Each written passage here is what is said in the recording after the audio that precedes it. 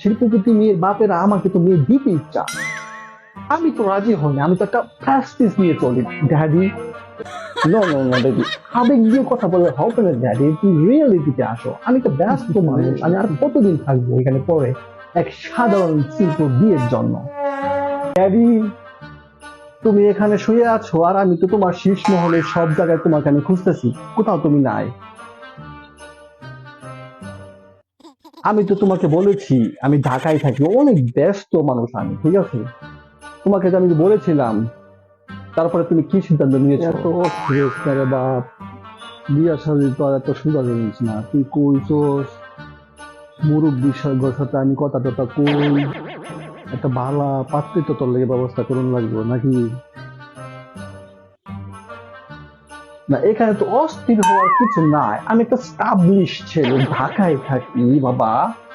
Daddy, হ্যাঁ, জিনিসটা বুঝতে হবে। তুমি ঢাকায় থাকো, তুমি ঢাকায় থাকো, তুমি ঢাকায় থাকো, এই কথা শুনতে শুনতে আমার কান জ্বালা ফালা হইতেছে।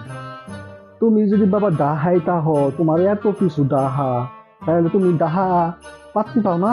ডাহাই বিয়ে করে লাও তুমি একলা একলা। আমি অস্থির হচ্ছি না ড্যাডি, জিনিসটা বুঝতে হবে। আমি ঢাকায় থাকি, আমি অনেক ব্যস্ত মানুষ, আমি তো এখানে এত বেশি সময় দিতে পারবো না ড্যাডি। 2 দিন যাবত আমি আপনার এখানে পড়ে আছি, আমার ওদিকে ঢাকায় বিজনেস টিজনেস সবকিছু তো একদম নেশাকার অবস্থা হয়ে যাচ্ছে। আমাকে ঢাকায় যেতে হবে ইমিডিয়েটলি ড্যাডি, ব্যবস্থা করেন ড্যাডি। তোমার যদি এত মুরাদি থাকে, বিয়ে করো।